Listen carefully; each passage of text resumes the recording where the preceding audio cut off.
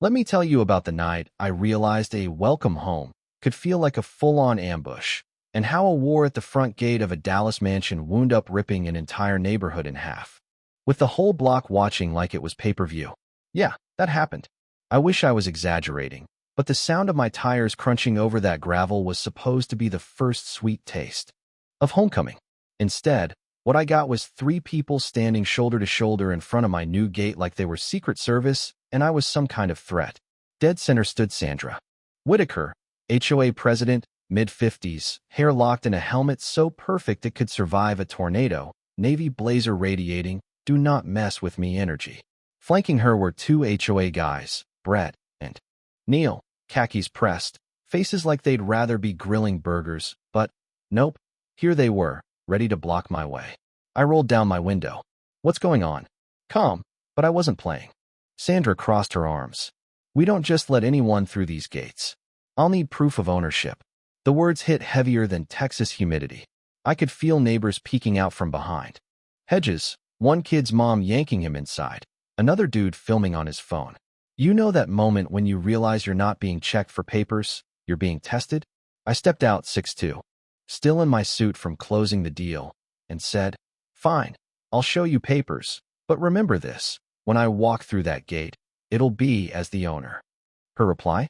"We don't usually see people like you buying homes here." That right there, not subtle. One of the HOA guys, Brett, looked like he wanted to sink into the pavement. Neil muttered, "He literally has the keys. That's not a rental." But Sandra just glared at him. Before I could even grab the deed from my briefcase, a line of headlights appeared. 3 SUVs.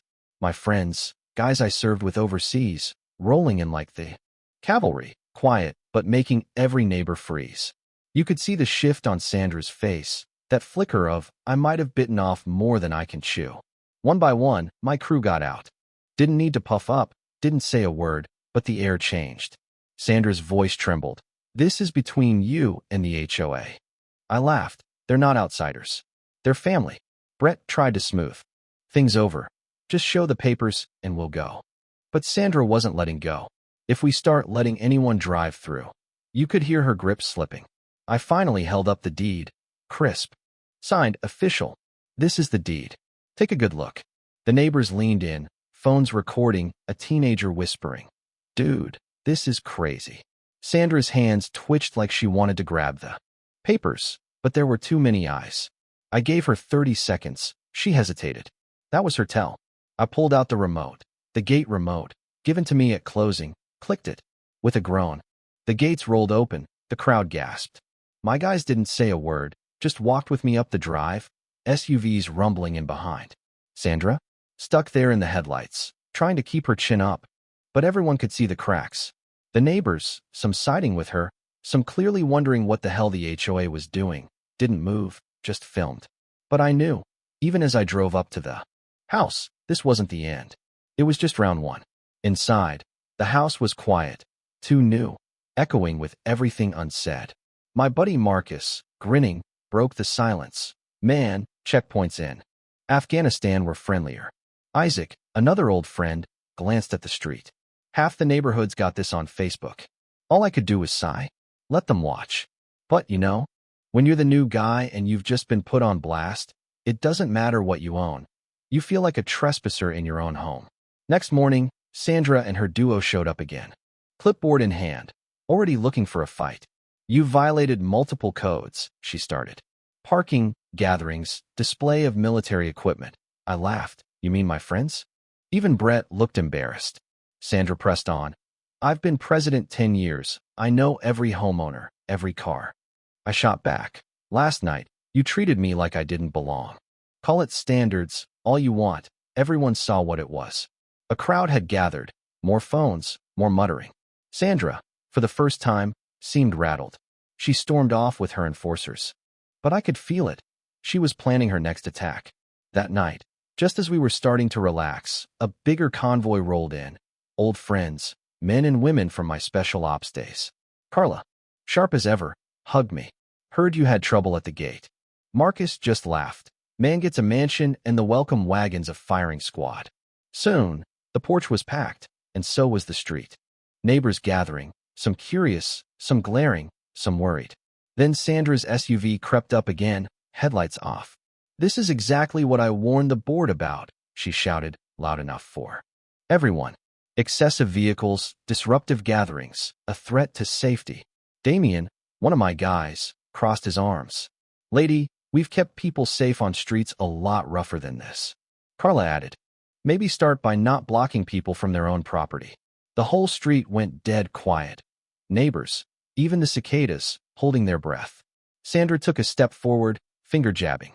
"You think you can intimidate your way into respect? My neighborhood, my rules." Carla just laughed. "No one's even raised their voice. You're scared of something else." That hit. For the first time, everyone saw Sandra wasn't in charge. She was desperate, and the neighborhood knew it. I looked her in the eye. "This stops now. If you keep pushing, it'll be legal, and you'll lose." Her hands trembled. Brett and Neil wouldn't even meet her gaze. She turned, heels clicking away, no applause, no backup. But the war wasn't over. It just moved online. The next day, violation notices on my gate, group chats lighting up, videos everywhere. Some neighbors quietly brought cookies, apologized, said not everyone felt like Sandra. Others still sided with her, scared of what change might bring. At the next HOA board meeting, Sandra went all in, reading off violations like a prosecutor. I stood up, steady. "Yesterday, I moved in. Was met by an HOA president, blocking my entry. I showed proof. That's not enforcing standards. That's harassment." The crowd murmured. Damien spoke up. "Find him? Find us too. We're the unauthorized gathering." Carla added, "The only unsafe thing I saw was an HOA president blocking a man from his own house." Gerald, a board member, snapped, "Sandra, you're dragging this neighborhood into a fight no one asked for." The meeting ended with Sandra storming out, her authority slipping for the first time. But 2 days later, she hit back. Violation notices, public accusations, trying to shame me in front of everyone. Howard and Denise, older couple, spoke up. He showed his papers. "That's not leadership, that's control." Others joined in. Never seen anyone treated like that at the gate. Sandra lost her cool, tried to rally her shrinking supporters, but Gerald stepped forward. "This ends now." The crowd applauded. For the first time, Sandra had no answer. She left, no fight, no speech. But here's the thing. The battle didn't end with a board vote. The neighborhood was changed. People took sides, lines were drawn. But instead of hiding, I leaned in, waved at joggers, talked to families, shot hoops with kids, opened my door to those willing to talk. Slowly, suspicion gave way to conversations, to new beginnings. Gerald called for a vote of no confidence. The night of the meeting, the community showed up, folding chairs packed, tension thick as ever. Sandra made her case, clinging to standards. I stood, spoke plain. If it can happen to me, it can happen to anyone. Respect, not suspicion, should be the foundation here. The vote wasn't even close. Sandra was out, the room full of relief and hope, and, for the first time, unity. So yeah, sometimes, fighting for your home means fighting for what's right, not just for yourself, but for everyone on your street. And if you're watching, ask yourself, what would you do if the gatekeepers try to shut you out? Would you stand up? Drop your thoughts below, and if you want more stories like this, hit subscribe. Stand tall, demand respect, because everyone deserves it.